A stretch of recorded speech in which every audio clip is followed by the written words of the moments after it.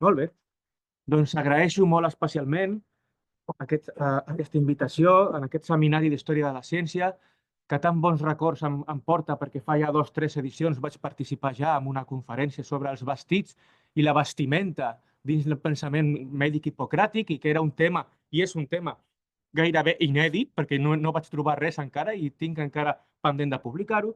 I avui porto la qüestió del món de la infantesa, de l'infant, a la medicina hipocràtica, que, oh sorpresa per mi també altre cop, doncs no està gaire treballat.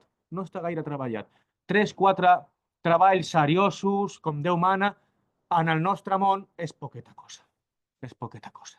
Penseu la diferència, no? Que pot haver-hi entre temes molt habituals, aquí tenim estudiants molt habituals que ens porten per TFGs, per TFMs, que et venen amb tota la seva il·lusió, els estudiants et diuen a mi m'encantaria treballar a Aníbal. I dius, oh, clar, sobre Aníbal no s'ha dit res, no. No s'ha dit res. Dius, clar, bueno, està molt bé, però si voleu ser originals, si us voleu dedicar a la recerca, la història de la ciència i la medicina té molt camp per córrer en el món antic, però molt, per ser inèdits, per ser originals, per trobar-vos còmodes, no? Llavors, clar, això no vol dir que qui tingui la passió de descobrir coses sobre Aníbal o sobre Xerxes o qui sigui, o Pericles o Leònides, també té futur, no dic que no, I per això agraeixo molt especialment al professor Carmel Ferragut i al professor Juan Vicente García Marsilla, que m'ha presentat molt generosament aquí, doncs aquesta invitació a participar un altre cop amb tots vosaltres. I bueno, anem cap a, anem cap a la presentació pròpiament dita. Us porto lo del no és país para niños, que ja sabeu que ve del títol de la pel·lícula, no és país para viejos, no? Doncs sembla que el món antic no era país ni para niños ni para viejos, en un resum, no? Era, òbviament, una població sensible, no? Els infants i l'assistència sanitària a la medicina grega. Molt bé, m'he plantejat objectius per aquesta conferència, per aquesta xerrada, prou clars i senzills per tractar de delimitar el tema dels infants a la medicina grega. I he plantejat 4 eixos. El primer, una reflexió genèrica i molt personal sobre la construcció cultural i històrica de les edats en l'ésser humà, de com l'ésser humà veu les edats de la seva vida, de desenvolupament. Gràcies.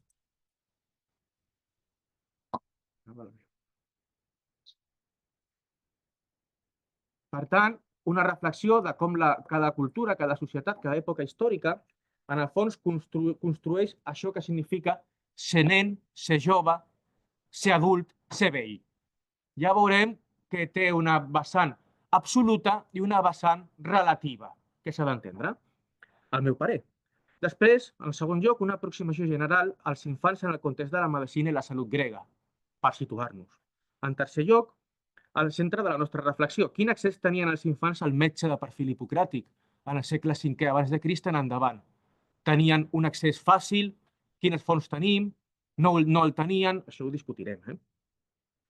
I sobretot a partir de l'escrit Epidèmies, que és el que he estat fent en els darrers anys. Epidèmies és un compendi de 425 històries clíniques fetes per diversos metges en diverses èpoques i és un repositori sensacional per fer història social de la medicina i també del món antic, que és que jo crec que s'ha de descobrir, no tant pels que fan història de la medicina, que està molt conegut, però sí per la resta que no en fan història de la medicina. És molt útil, ja ho dic. I finalment, respondre una pregunta bàsica. Podem parlar de pediatria en el context de la medicina hipocràtica? Es pot parlar d'un interès, d'una recerca en les malalties pròpies dels infants en època de la medicina hipocràtica? En parlarem.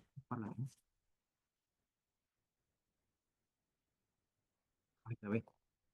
Per tant, anem amb la reflexió general i personal, molt personal, de lo que és envellir, ser jove o ser vell. Bueno, n'hi ha, òbviament, criteris absoluts, quina edat tenim i criteris relatius. D'acord? En l'actualitat, les edats de l'ésser humà o fases de la vida i el procés d'envelliment es troben sota criteris científics, però també especialment socials, els quals són molt rics i diversos. Per tant, la idea d'infantesa, l'etapa adulta, la maduresa, l'ancianitat, són etapes de la vida sotmeses a lectura social i, per tant, a l'anàlisi històrica. Avui dia tenim criteris prou complexos per parlar d'envelliment. Per exemple, tenim l'edat absoluta o l'edat cronològica. Jo, el que parla, tinc 42 anys. D'ahir no m'escapo. Encara que vulgui, tinc 42 anys. El temps que passa des que has nascut fins avui dia i fins la teva mort, òbviament, que en el meu cas espero que sigui als 142 anys com a mínim. Després maneguem conceptes relatius d'edat amb moltíssima freqüència a la societat. Per exemple, un que està bastant de moda ara mateix és l'edat biològica o funcional, que mesura l'edat de cadascun dels nostres òrgans o de tot el cos en relació a una mitjana estadística d'una població donada. Clar, l'edat relativa del meu cervell no ha de coincidir amb la meva edat absoluta. Tinc un cervell que potser és més jove, no crec, la veritat, que la meva edat cronològica. O puc tenir un fetge més jove, tampoc ho crec, i no estic dient res, en relació a la meva edat cronològica. Bé? És molt habitual, especialment en els esportistes, quan arriben a una certa edat. Tenen 35 anys, aquest futbolista que està per retirar-se, i diuen, no, la seva edat biològica és inferior, segons una estadística, segons estudis científics. Per tant, entrem en paràmetres relatius. Jo tinc 42, però puc aparentar molts més. Quines coses, no? També passa el mateix en qüestions de joventut. La relació que establim entre l'edat absoluta, la cronològica, la que tenim realment, i la relativa, forma part d'una construcció cultural que està sotmesa als valors socials de cada època, cultura o societat. Per exemple, aquestes fases de la vida que hem parlat, infantesa, joventut, maduresa i vellesa, formen part d'aquesta edat relativa. Els criteris reproductius també poden ser interessants. Fixeu-vos aquí aquest petit exemple que he posat. A veure, aquí, avui. Tenim aquí, no faré cap mena de publicitat dels bons pel lloguer i com està el lloguer i l'habitatge a Espanya i València. Deixem-ho córrer. Però fixeu-vos el que posa aquí. Jóvenes de entre 18 i 35 anys. Clar. Això és un criteri sociopolític. Això de ser jove als 35 anys, aquí tenim un noi de 18 anys, lozano, sonriente, com Déu mana, com aquí els estudiants que tenim, joves de veritat, i aquí tenim uns jóvenes dudosos, no? Joves que ja han entrat en una edat. Aquí està el concepte relatiu, de ser jove, de ser adult, de ser nen, enteneu? De ser vell. No coincideix exactament cronològicament en l'època històrica. Això es pot estudiar històricament. Aquí us he donat, us he deixat, la relació entre criteris absoluts i criteris relatius, que poden ser molt diversos. Per exemple, les fases de la vida que ja hem parlat, els criteris reproductius, quan una persona és fèrtil o quan una persona deixa de ser-ho. Molt important per les dones. Aquest és un criteri que pot ser absolut per una persona individual, però no m'ho sembla per un col·lectiu, perquè no tothom arriba a la fertilitat o infertilitat en el mateix moment cronològic de la seva vida. Per tant, pot ser absolut per un individu, però no per un col·lectiu. Aquest criteri no valdria. Els criteris polítics, com ser major d'edat als 18 anys. Això és segons, aquí a Espanya, segons Reial Decret 33 de 1978, perquè abans eren 21. Fixeu-vos el criteri polític. Com veiem, això és un conveni social, polític, jurídic. Això ho hem de tenir molt present, no? Criteris de producció econòmica.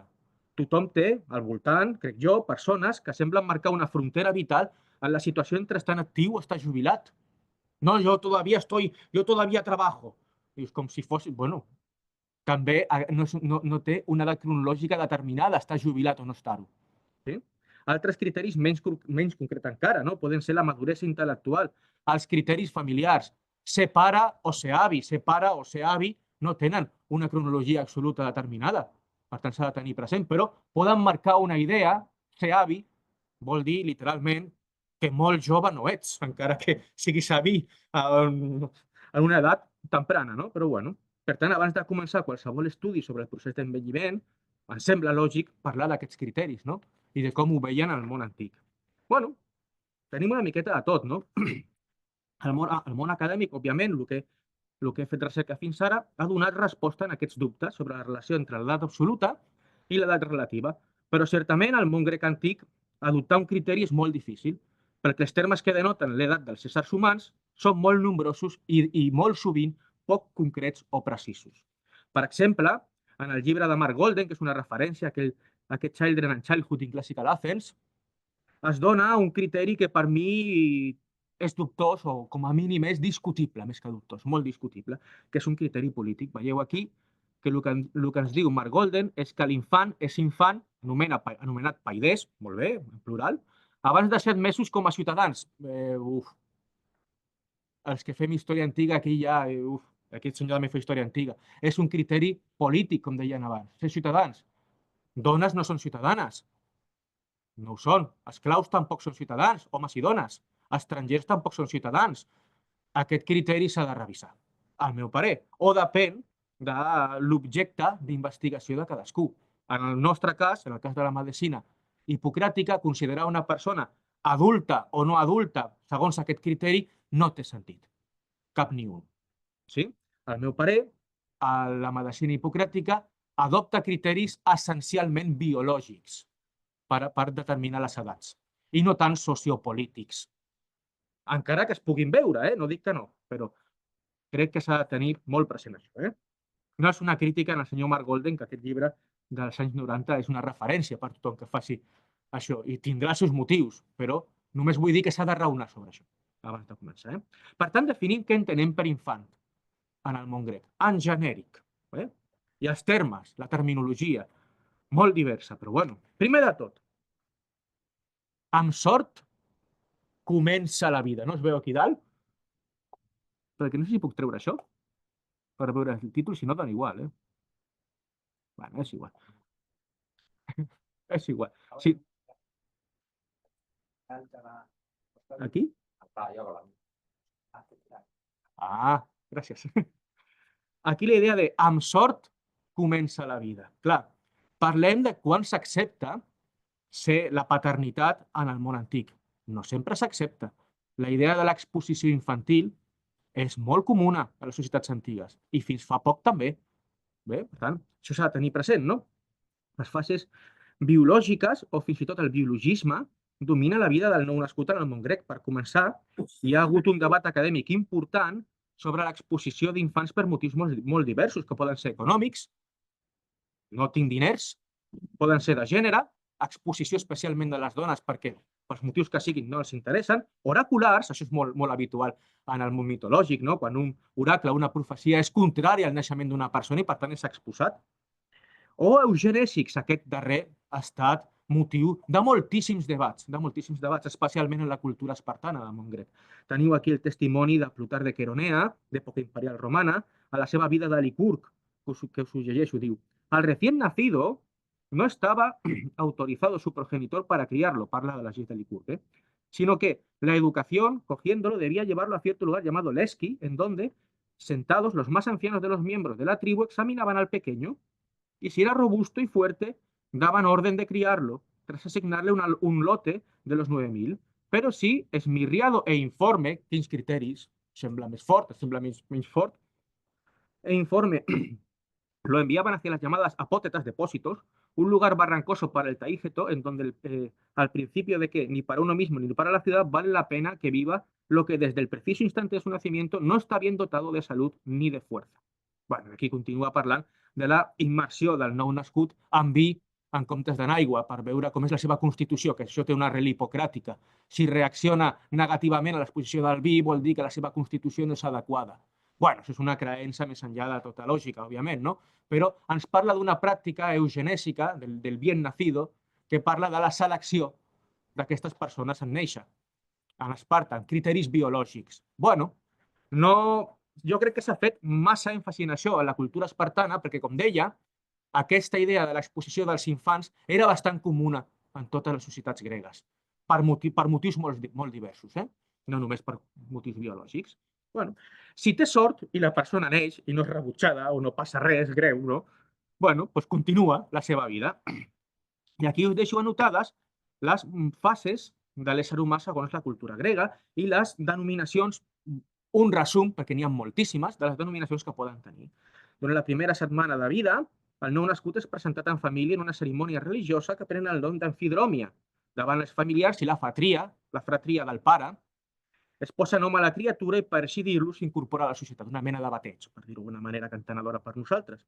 A partir d'aquí, els grecs comptaven la fase de la vida d'aquesta persona amb múltiples de 7 anys, des del paidion fins a 7 anys, fins al neaniskos, els joves, dels 21 als 28 anys. Completa les fases de la vida de l'home, l'andrós, home madur, el presbites i l'ancià, Heron. Bueno, Com podem veure, són 7 edats de la vida: Paidion, Pais, Meirakion, Neaniskos, Andros, Presbites i Heron.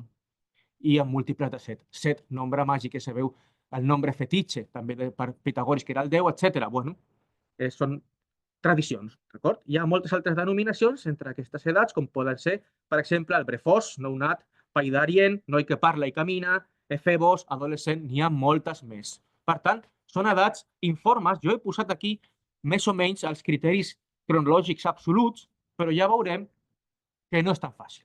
I aquest és el problema, no és tan fàcil. Fixem-nos. Què entenem per nen, per nena, jove o dona? Clar, això és molt més biològic encara i fins i tot diria molt més desagradable pels criteris actuals. Bé? Els termes emprats per designar les noies són nombrosos i no ajuden a concretar l'edat real de la persona. Aquest és el problema, no ajuden a concretar-la. El terme corè, en masculí curos, denota una minoria d'edat no madura sexualment, mentre parfenos indica una noia que té la menstruació, que ha tingut ja la menstruació, però que encara no ha tingut relacions sexuals. Parfenos, com tothom sap, és verge. Per tant, s'afegeix al tristament habitual distinció de gènere on la noia només esdevé dona, guiné, quan es casa i té el seu primer fill o filla. Si no té fills, filles, no és dona. És trist, però sí. D'acord? Per tant, això s'ha de tenir present. I a ningú se li escapa que la primera menstruació no arriba cronològicament en una edat determinada, ni un té el seu primer fill en una edat determinada. Per tant, tot el que hem dit aquí dalt, i perdoneu que faci cap a baix, sobretot en aquesta franja d'edat, entre els 14 i els 28 anys, és molt laxa. Molt laxa.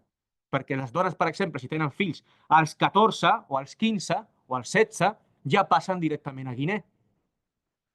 I no a fases intermitges, ni Meirakion, ni res d'això, ni Core, ni Parfenos, ni Ninfè, ni res. Clar, és complicat. Molt bé.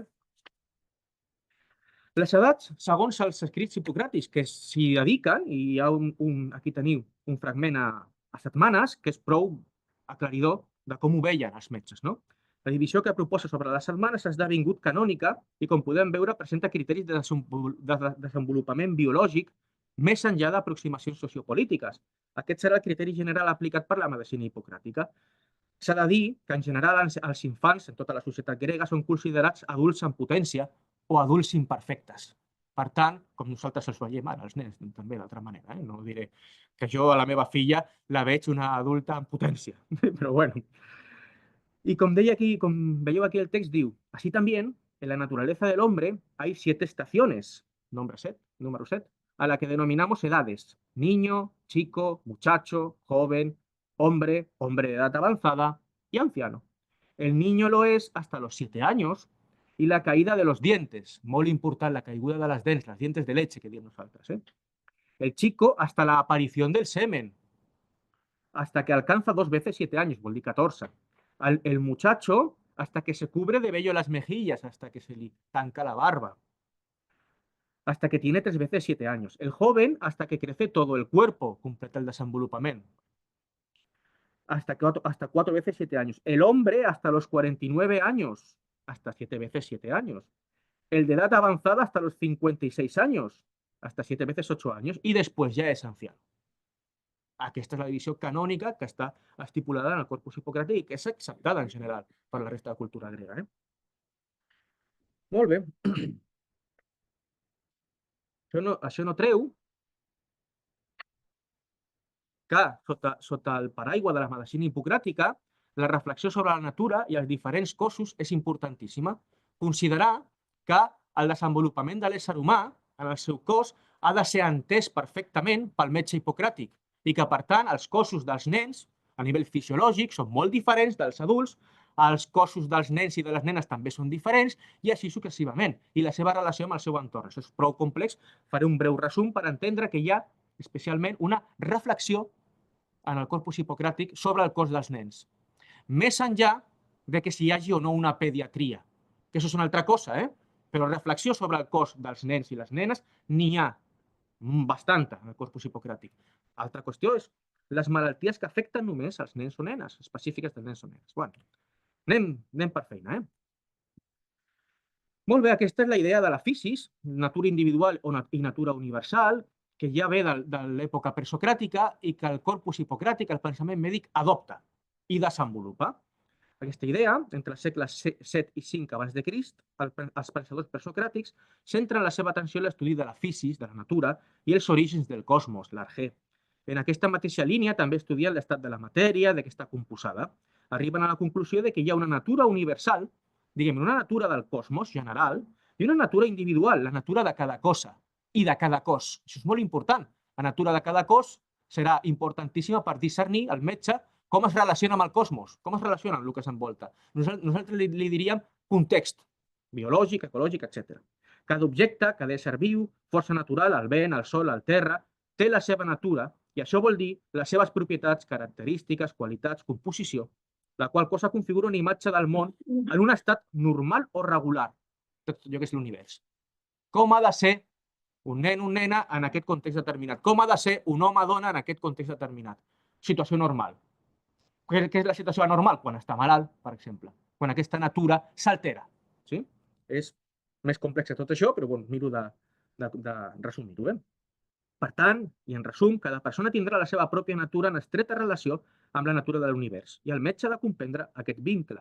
Fixeu-vos que aquí us dic que hi ha una qüestió molt interessant per mi, que és la realitat, dins aquest pensament naturalista, pot ser que t'aficin conforme natura o paraficin contra natura. Això és interessantíssim. Aquí hi ha la idea d'equilibri natural i d'estatus quo de la natura al mig. I conseqüències per l'estudi de la diferència humana, per la idea d'alteritat, per com és la diversitat de l'ésser humà. Cada persona té la seva natura, correcte? I, per tant, un nen no és igual a un adult, un ancià no és igual a un jove, però també un home no és igual a una dona, a nivell fisiològic, a tots els nivells. Un grec no és igual a un bàrbar.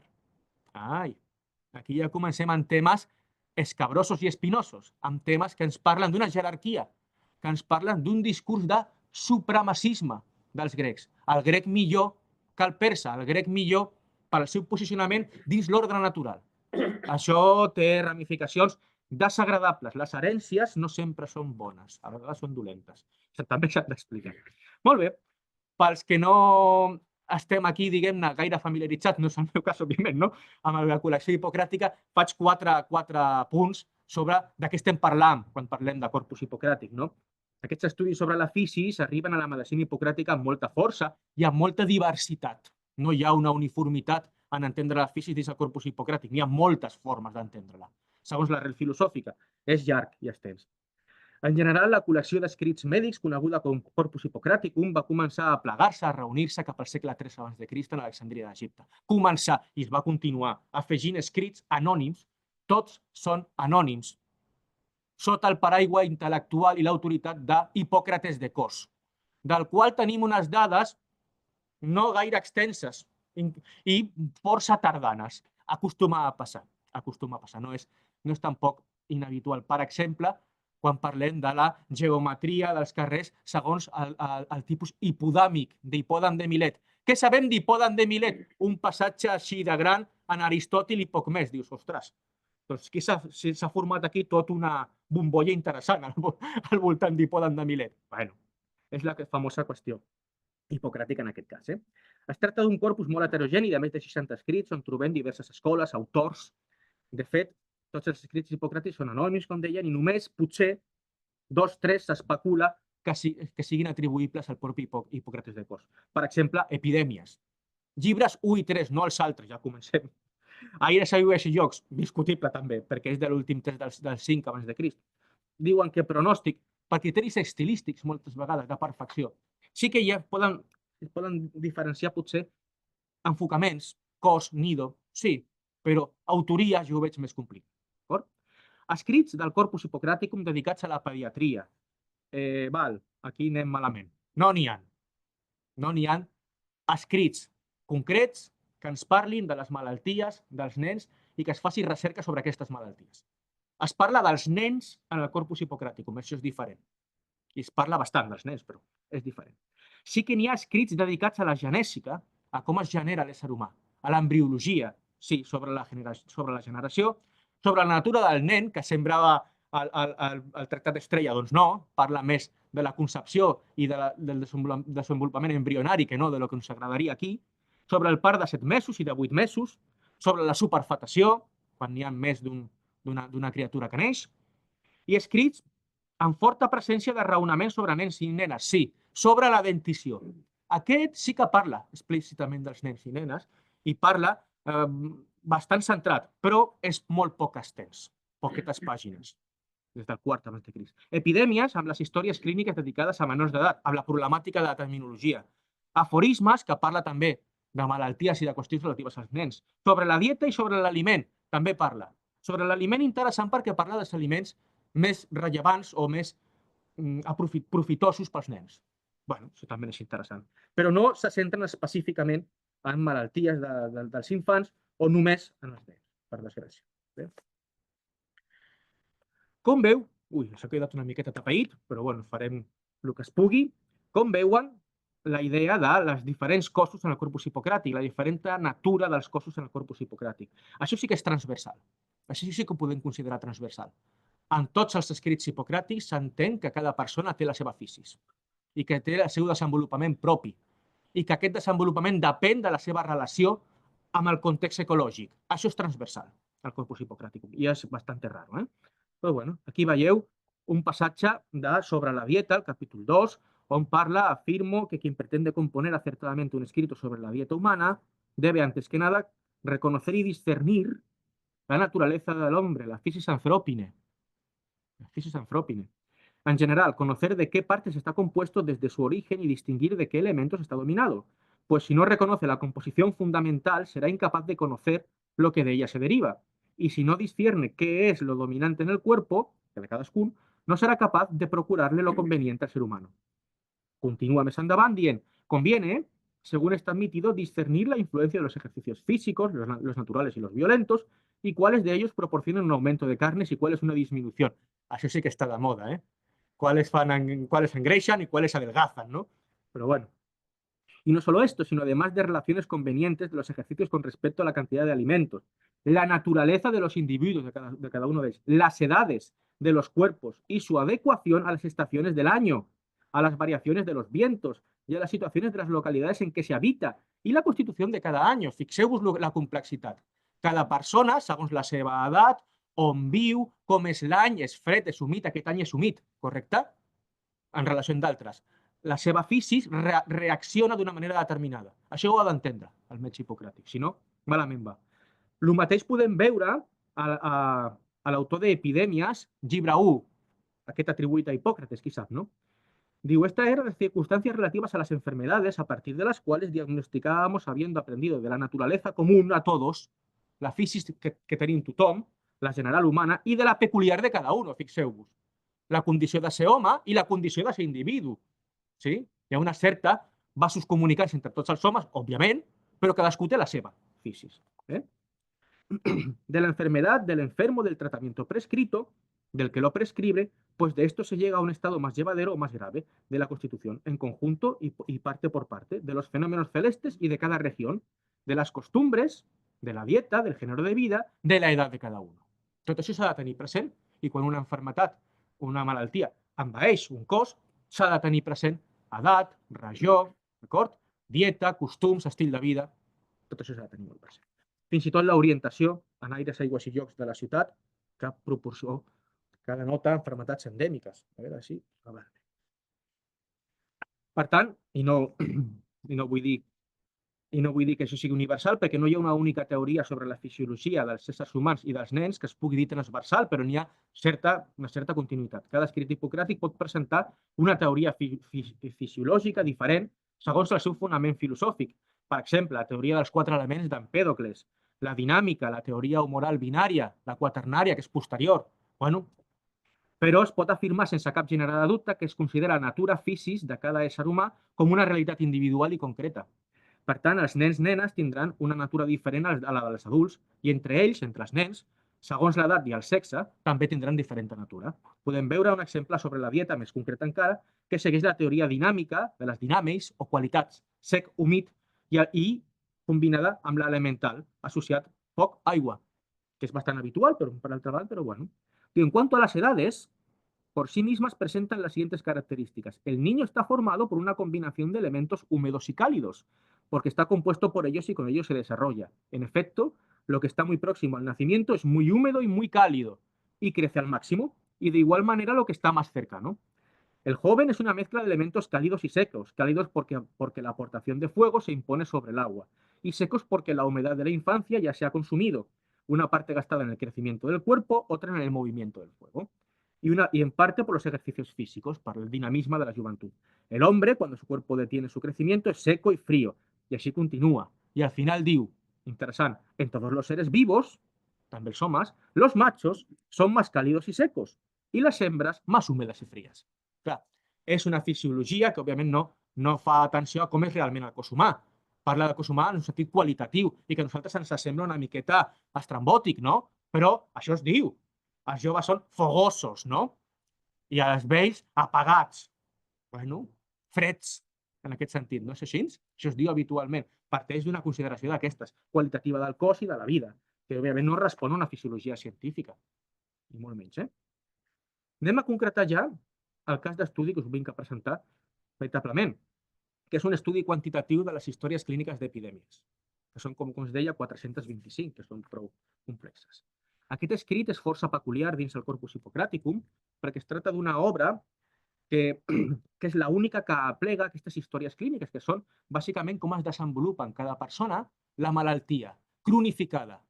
Al dia 1, aquests símptomes. Dia 2, aquests altres. Dia 3, 4, 5, 6, fins que arriba a la crisi que es diu de la malaltia, és a dir, la superació o no de la malaltia, amb la supervivència del malalt o malalta o la mort.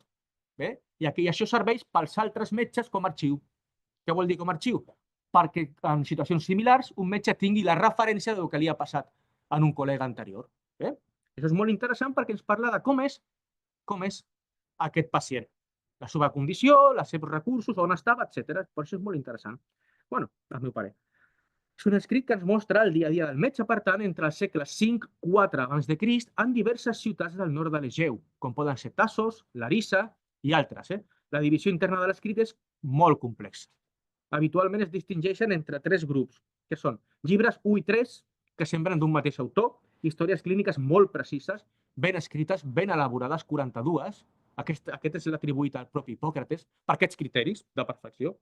Potser de les darreres dècades del 5 abans de Crist, llibres 2, 4, 6, diversos autors, molt més imprecís i desordenat, potser del primer terç del 4, i llibres 6, 5 i 6, també de diversos autors, en sintonia amb l'anterior, s'aprecien històries clíniques imprecises, fins i tot repetides. I això s'ha de tenir pressió. Molt bé. Estudi quantitatiu que s'ha fet en alguna altra ocasió, en alguna altra persona, i jo en altres indrets, que es pot aplicar a moltes orientacions d'estudi. Aquí teniu a la taula les 425 històries clíniques totals comptabilitzades d'aquests metges, diversos metges, entre el 5 i el 4 abans de Crist. I he fet la divisió entre nens i adults i veiem que hi ha 53 casos de pacients nens o joves menors, dels quals la majoria corresponen a menors lliures, que vol dir amb pares reconeguts i fills de ciutadans, habitualment. Habitualment. També es veu clarament una asimetria entre nens i nenes. Aquí veieu, nens, lliures, nens, aquí hi ha una rata, perdoneu-me, nens lliures, 32, nens esclaus o servils, 8, nens, dones, nenes, perdó, nenes lliures, 12, nenes esclaves, 1. Total, 53. Adults, 372. N'hi ha molts més adults tractats que nens, però molts més. Però molts més, Tenim, per tant, un 83% dels casos que corresponen a adults i un 17% que corresponen a nens o nenes. Finalment, destaca especialment l'1,88% dels casos de nenes servils, per exemple. En els esclaus nens se'ls atenia molt poc. En canvi, en els esclaus adults, perdoneu, molt més. D'acord? Per quin motiu? Al meu parer, naturalment, perquè tenen un servei econòmic a les famílies.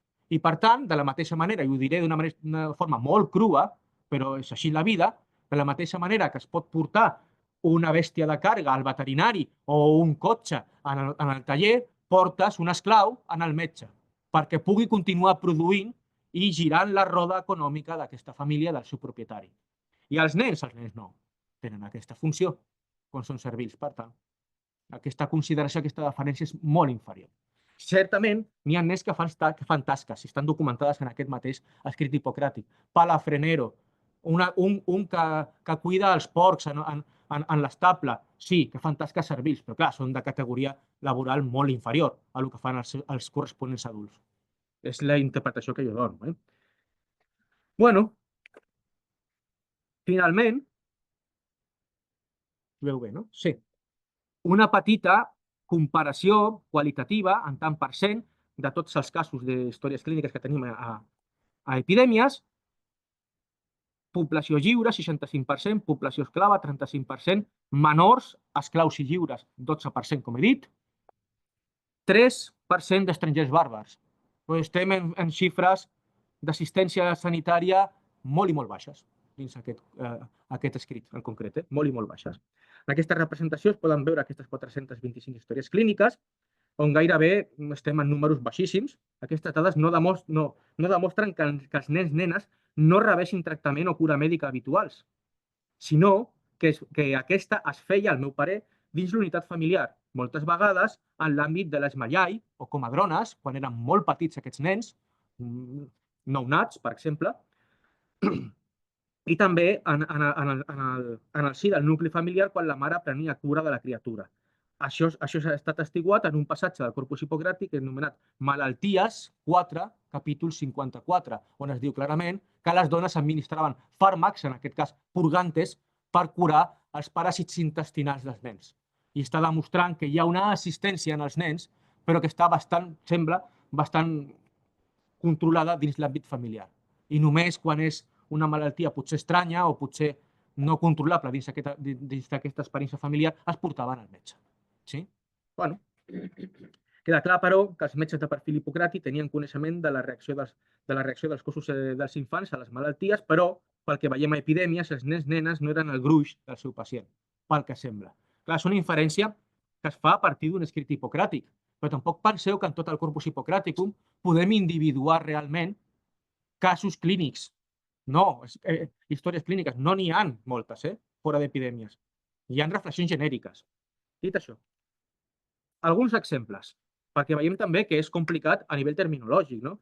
Aquí us presento alguns casos d'estudi concrets dins epidèmies que mostren l'ambigüitat dels termes emprats pels metges a l'hora de designar l'edat del pacient. En els aquests dos primers que veieu aquí, us mostro els dos únics casos dels 425 on s'expressa l'edat cronològica absoluta del pacient. Que aquest és el problema. ¿Sí? Fixeu-vos, ¿no? Al adolescente, el Tomeirakion, que yacía enfermo en la plaza de los mentirosos Atasos, lo atacó una fiebre violenta a consecuencia de fatigas, esfuerzos y carreras fuera de costumbre. Bueno, el séptimo día murió, pobre, a la edad de aproximadamente 20 años. Una mica més cap a baix, 3 històries clíniques més cap a baix, concretament, diu, a una mujer guinaica que yacía enferma, otra vez en la plaza de los mentirosos, tras haber parido entonces por primera vez con dificultad un varón, la atacó una fiebre violenta. En esta, hasta el final, el vientre húmedo, con escalofríos. Su edad, aproximadamente 17 años. Guinaica, dona adulta, madura. Meirakion, adolescente. I l'adolescente és més gran que la noia. Els dos únics casos ja ens demostren que la terminologia... Ui, complicat.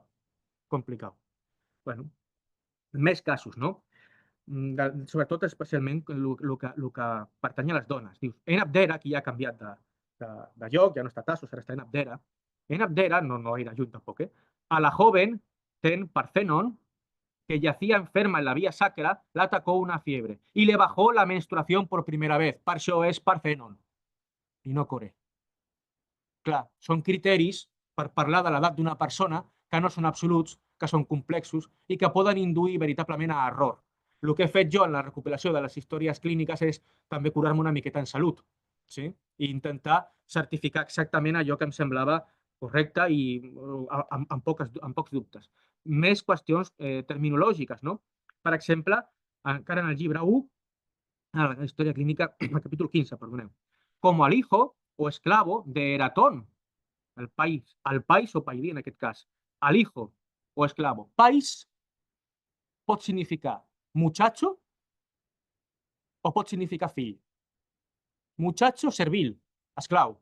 El muchacho que trabaja en la quadra. o pot significar el fill de Sotanito, del tal Eratón. Per tant, aquí no sabem si el noi és el fill biològic del tal Eratón i, per tant, dins la família del tal Eratón o l'esclau del tal Eratón. Bueno, s'ha d'anar en compte. Complicat. En qualsevol cas, sí podem considerar que és un nen. Llegava la crisi en el cuarto, com en la hija de Aglaïdes. És molt habitual parlar del patronímic. Els nens són anònims.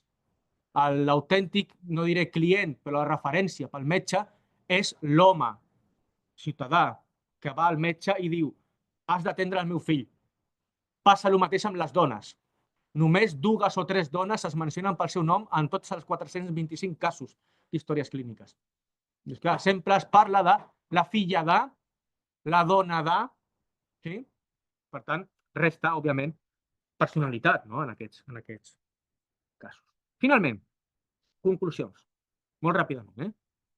De la pediatria i l'assistència sanitària. En general, hi ha un escrit no hi ha un escrit que ens parli de les malalties pròpies dels nens o nenes, ja ho hem dit. Podem parlar sobre la dentició, però és molt curt, és molt poc extens. Tampoc podria dir que no hi ha una nosologia pediàtrica, que és el que estem parlant, però sí una consideració sobre com afecten les malalties generals als nens i nenes. Per tant, hi ha una reflexió sobre el cos dels nens i nenes i hi ha una reflexió de com afecten les malalties generals en els nens i nenes. Existeix una valoració sobre la natura del nen, una imatge concreta i ben raonada sobre el cos dels nens i les nenes. Això és també motiu de recerca, no només si hi ha o no hi ha pediatria. No? I com era l'accés d'aquests nens o nenes al metge hipocràtic? Segons aquestes històries clíniques d'epidèmia, era bastant precari pel que sembla. Bastant precari. O poc extens en relació a la resta. No? Una possible explicació que jo dono és que aquests nens o nenes rebessin cura sanitària en l'àmbit femení, dins l'ESMAIAI o dins el nucli familiar, amb l'experiència que tingui cadascú, no? I només quan aquesta malaltia esdevé estranya, exòtica o poc controlable, s'envien al metge. El criteri per entendre l'accés a la medicina hipocràtica tampoc pot ser l'assoliment de la ciutadania, com deien al principi. Aquí no estem parlant de ciutadans. El tal Eratón, jo dedueixo que és un ciutadà. Dedueixo. Però no se'm diu explícitament que ho és, N'hi ha números, òbviament, perquè hi ha una fracció important dels pacients d'epidèmies que no són ciutadans, dones, població servil, i quan es mencionen pel seu nom tampoc ho podrien confirmar. Aquest criteri, en aquest sentit, no seria, òbviament, important. Molt bé, i ja us deixo aquí, us deixo alguna bibliografia que ja hem parlat, de Mark Golden, que és un clàssic, Children and Childhood in Classical Athens, també de Leslie Beaumont, més modern, Childhood in Ancient Athens, i l'únic que jo he trobat, o 2 o 3 n'hi ha una miqueta més en algun congrés per allà sueltos, de Leslie Dean Jones, que és autènticament el que estem fent aquí, no? Com la infantesa, com els infants, són tractats dins el corpus hipocràtic. D'això n'hi ha bastant poc, perquè la bibliografia que hem vist aquí dalt és genèrica, sobre la infància en general, no dins la medicina. Pot haver-hi algun apunt suelto, però concretament a la medicina, poca cosa. Aquest capítol de llibre, dins el Handbook, Oxford Handbook of Childhood, i també algun congrés anterior publicat, dels anys 90, per exemple. N'hi ha 2 o 3 treballs. Molt bé, i moltes gràcies per escoltar-me i estic encantat de rebre preguntes. Gràcies.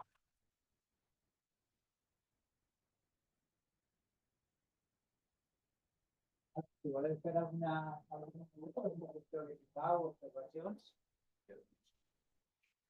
Bé, moltes gràcies, César, per la teva presentació, que jo pense que va ser molt útil per el marc que has fet al principi, no? Per situar culturalment el que és la infantesa i com va canviant segons la societat. També per el marc hipocràtic, podem dir quasi bé també després galenista, perquè va heretar moltes coses d'això, no? I també ajudarà a entendre el que es parlarà durant l'edat mitjana, no? Després, i l'època moderna, perquè hi ha moltes coses que connecten. Jo m'estava preguntant, a veure, no sé què en pensaràs, pel debat, bueno, no sé si ja dir-li debat, entorn de l'estima o envers infants en temps pretèrits, no? Partint d'aquell llibre ja tan deflangent, no? Que ha estat una cosa que ha anat desmuntant-se i que... Però jo no sé si en una societat com la que presentes aquesta anem a dir, falta de consideració, no? Entorn als infants que hem vist amb allò d'aquestes cerimònies de l'exposició, no? I de caràcter eugenèsic, podrien tindre una connexió directa amb la manca d'atenció mèdica professional, per dir-ho d'alguna manera, o limitada a la llar, com tu has dit. De tota manera, això me contrasta també amb les imatges que has mostrat en relleus, no? Que a mi em costa no veure l'afecte, no? Com es diu, l'apego, això no sé com es diria en valencià, no? Als infants, que per altra banda també recorde una visita al Museu de Lió, a Lugdunum, era? Lió, no me'n recordo. Sí. On hi ha una tomba d'un xiquet amb els joguets. La carrera de quadrigues en joguet i tot això. Clar, i aquestes coses te semblen tendres, no? Te semblen que juguen amb aquesta també possible imatge, no? De que els infants, al cap i a la fi, com se solia dir, no? La mortalitat infantil era tan bèstia, per exemple, no? Que no hi havia aquesta consideració. No sé de tot això què en pensaràs tu, si pots dir alguna cosa. Bueno, és un debat complicat. No me l'he trobat prou desenvolupat en la qüestió de l'àmbit del pensament mèdic clàssic, qual cosa jo m'ho esperava, de veure, efectivament, sí, en els estàndards morals i defectuosos, no? Que tindríem pels nostres fills avui o en la societat moderna contemporània, quina relació o quin salt podem trobar en les èpoques antigues. Clar, hi ha molts criteris aquí a tenir present, que alguns ja els has apuntat, Carmel, per exemple, la qüestió de la mortalitat, no? La mortalitat infantil era molt elevada, però també la de les dones. En parir era un risc gravíssim de mort. Després de parir, les infeccions, com a les històries clíniques, la gran majoria de casos de dones són de problemes postpart, que acaben en mort. Llavors, clar, això genera, no diré un desapego, no diré això, perquè jo no crec que sigui correcte, però sí que genera una actitud davant la mort i davant les persones diferent, que ja tenia el meu avi, per exemple. No m'he de tirar molt cap enrere, que jo, quan el meu avi, que era de Salamanca, li deia, oye, abuelo, ¿y tú cuántos hermanos tenías? Éramos, la voz grave, éramos 8, pero se murieron 3. Clar, se murieron 3. Dius, ja, nosaltres, jo, som 3 germans, no s'ha mort ningú, afortunadament, toco fusta. Clar, ells tenien una idea de la supervivència dels infants molt diferent de la nostra i que, per tant, podien quedar-se pel camí, malauradament, no? Clar, però això no genera un desapego, com deien, ni una crueldat. Els éssers humans jo crec que tenen afecció pels seus fills de forma natural. També ara n'hi ha monstres. També ara n'hi ha monstres. Per tant, jo no crec que en aquest sentit tinguem que parlar de que per aquest motiu no es portaven al metge. Jo crec que hi ha una vinculació directa entre motius socioeconòmics d'anar als metges hipocràtics. Parlar d'assistència sanitària és molt més genèric. És molt més genèric. Tens o no tens els recursos d'anar al metge? Per exemple, n'hi ha qui diu, no, però n'hi havia metges públics en les polis gregues, oi? Val, molt bé, n'hi ha metges públics, pots anar al metge públic. Ets o no ets ciutadà? Ja tienes otra. I per anar al metge. Si no ets ciutadà, no t'atendrà aquest metge. Després veiem que hi ha alguns metges que practicaven una mena de càritas, no? De voluntat, d'humanisme, metge. Sí, però sempre tenien en aquesta atenció cap a persones que no tenen diners o no són ciutadanes un interès, avui diríem, acadèmico-científic. Hosti, quina cosa més rara que m'he trobat aquí a la plaça de los mentirosos, per dir alguna cosa, d'aquesta persona que li ha passat tal cosa i la deixa anotada, com dient, això és útil per la meva tecne, això és útil pel meu art. I també n'hi ha una reciprocitat. Si jo mostro consideració en l'exercici de la meva professió, socialment hi ha un retorn. Socialment hi ha un retorn.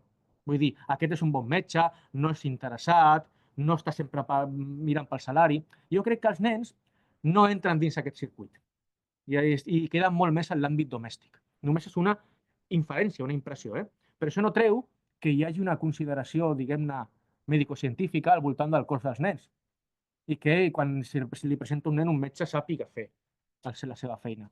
Però bueno, és molt més...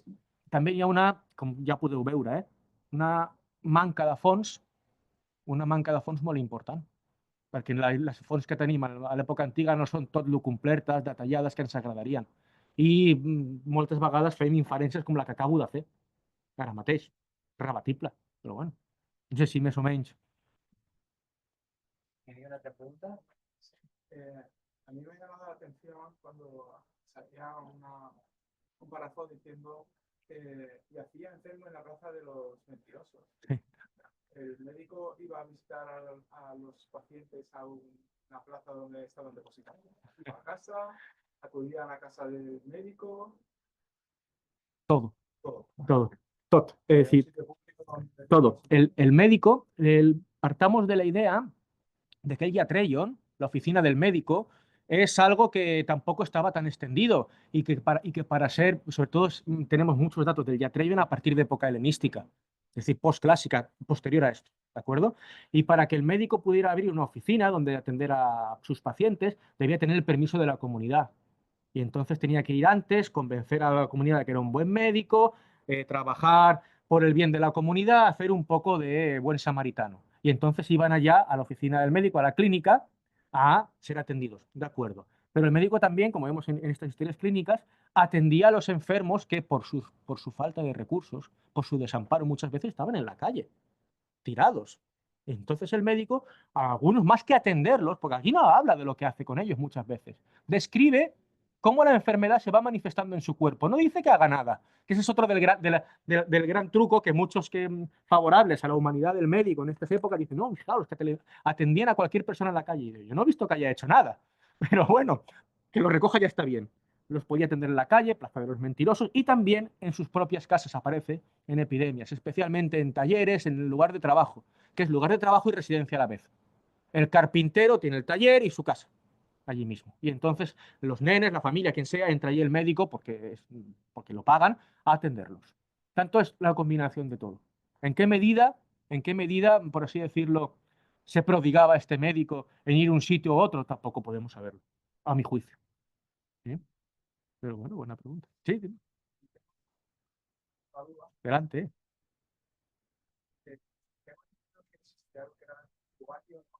Sí. Vas al templo de Asclepio y en un sueño, y el sueño te visitaba al Dios y te daba la manera de curarte. Y eso era medicina,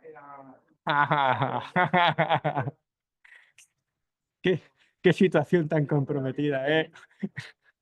¿Es el santuario de Lourdes un centro de salud? Y bueno, pero eso sí, lo que sí que es interesante que tú me propones aquí es que para mucha población suponía un alivio tener el templo de Asclepio, un alivio emocional, especialmente, tener el templo de Asclepio y la expectativa de una curación milagrosa con una ofrenda que, como bien dice Aristófanes en dinero, era más bien asequible para todo el mundo, no era algo estratosférico, ¿de acuerdo? Se lo podía permitir bastante gente. Y entonces accedían al templo del dios. Allí los sacerdotes del dios recogían los milagros de Asclepio, los llamata, la recopilación de milagros. Hay un cierto también empirismo ahí, no vamos a decir que no. Y los médicos, en cierta medida, surgen de este contexto, los médicos técnico-hipocráticos. Esto está bastante trabajado. Surgen, que quiere decir que no son lo mismo, que han tenido alguna conexión en algún momento histórico con este tipo de centros, o similares, no el Asclepio ya directamente, que hay muchos cultos salutíferos, ¿sí? Que hay un vínculo entre medicina religiosa y medicina técnica. Eso quiero decir con esto, ¿de acuerdo? Pero en efecto, hace muy bien en comentar esto, y lo de la incubatio es realmente interesante, porque la pérdida de conciencia de una persona, de un sueño que solo tú experimentas, yo puedo soñar y contarte lo que quiera, pero solo lo veo yo. Ahí está un poquito la gracia, ¿no? La idea esta de que a través del sueño el Dios se te aparece, se te comunica y te da el remedio. Esto también pasa fuera del templo de Asclepio.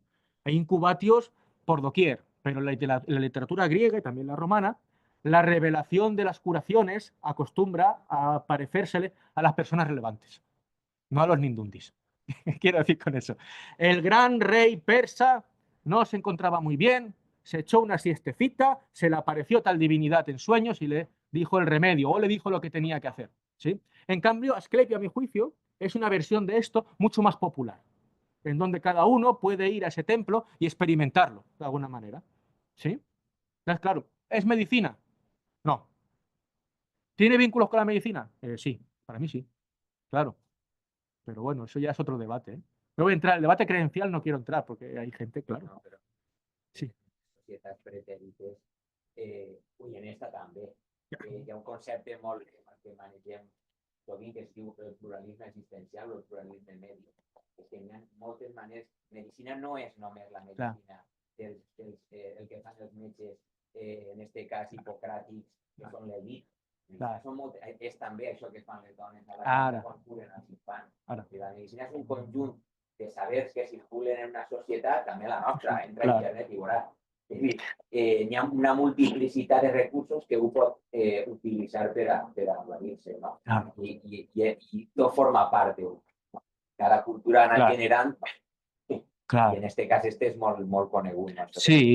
I encara avui dia jo, en les classes que fem de religió i imatge, no sé si encara queda algun alumne d'aquests, clar, diem, no, clar, el xaman, i tothom posa cares i mira que el xaman està superat, no? Perdona, jo no diré cada dia, però és molt freqüent, obro la meva bústia i agafo un paperet que diu vidente africano, que cura enfermedades i cura coses. Dius, home, pues clar, existe el xaman. Jo no aniré mai a aquest xaman, però aquest xaman es presenta en societat. I segur que té clients. I segur que no és legal el tema aquest, també. I segur que no té res a veure la medicina, també. Però n'hi ha un cert, com deia el Carmel, un cert coneixement assistencial que sí es basa en l'empirisme i sí es basa en la tradició. Per exemple, la medicina de les àvies, que tothom sap, en els pobles, que tenien un coneixement molt centrat en la tradició i que és efectiu. I que té, encara que ells no diguen, no sé exactament, però funciona. Ja està. És una assistència també sanitària. Però bueno, hi ha més coses, però bueno. De terapèutica no hi ha. Dels nens? Sí. Molt poqueta cosa. No apareixen tractaments de cap tipus ni medicaments. Sí apareixen tractaments especialment per la qüestió dels paràsits. Això que has comentat. La tènia i altres qüestions que els hi venen els estrenyiments dels nounats i qüestions que tenen a veure molt més amb la dieta, però no una recerca aprofundida de les malalties pròpies dels nens que avui tot dia coneixem i que per això es vacunen aquests nens a les seves etapes inicials de la vida. No? Ells, bàsicament, jo crec que confien en això, en la unitat familiar, i si el nen sobreviu perquè té bona constitució i té sort, sobretot té sort, doncs endavant. I si no, tampoc es mataven, per lo que sembla gaire, la pediatria és una disciplina mèdica, una especialitat de que té 4 dies. Sí, recent. És molt recent, correcte. Sí.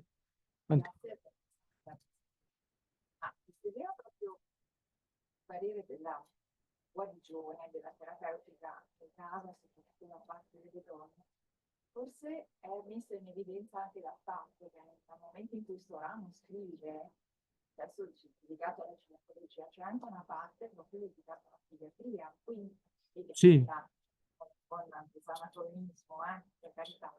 Per cui forse è proprio questa è la controprova che era una parte dedicata alla donna, in questo caso lei per i casi di Down, che in qualche modo ci danno sia donna. Sí. Esperaba, gracias de la demanda, esperaba encontrarme esta cuestión precisamente en los tratados ginecológicos hipocráticos dedicados a la mujer, pero escasamente la atención supera el parto. Escasamente. Pero como bien dice la profesora, Sorano le dedica bastante atención a la pediatría, o en un sentido, vamos a llamarle pediatría, por entendernos. Sí, también por lo que sé Galeno, le dedica también más atención. Pero claro, volvemos a los límites que nos dan nuestras fuentes. Nuestras fuentes que tenemos ahora, médicas en el siglo V, no le dedican una atención proporcionada. En cambio, sí que hay una protoginecología, a mi juicio, en el Corpus Hippocraticum, de la cual extraerá información Sorano y otros médicos posteriores muy importantes. Y esperaba encontrármelo aquí. Pero no, están muy, no diré obsesionados, pero francamente preocupados por la cuestión de la concepción. Por la cuestión de cuando una mujer no es fértil y por lo tanto debe ser fértil. Esto es algo que hay que intentar curarlo como sea. Por ejemplo, cuando una mujer no tiene la menstruación, es una preocupación que hay prácticamente enfermiza en el Corpus Hipocrático de hacer lo que sea para que le venga la menstruación. Y así ser fértil y curarse. Atención con eso. Curarse. Y dices, bueno, esto es un poco... Efectivamente, esperaba encontrarme algo más por este camino, no me lo he encontrado. He hecho el vaciado completo. Porque uno cuando... Y no uso ChatGPT. Que conste que no uso inteligencia artificial. Yo soy un artesano de toda la vida y me leo el Corpus Hipocrático de arriba abajo detectando esos casos. Y yo esperaba, y cuando llegué a la parte de ginecología, digo, aquí voy a encontrar, porque efectivamente era algo muy vinculado al mundo femenino, la crianza de los niños. Esto se puede ver tranquilamente en el económico de Jenofonte, por ejemplo. Mujer, oikos, niños. Es así, por desgracia. No es algo que se descubra nada nuevo. Pero me lo pensaba encontrar en el ámbito médico y no. Lo siento. Bien, Plegue. Qué mala onda. gracias. Gracias a todos.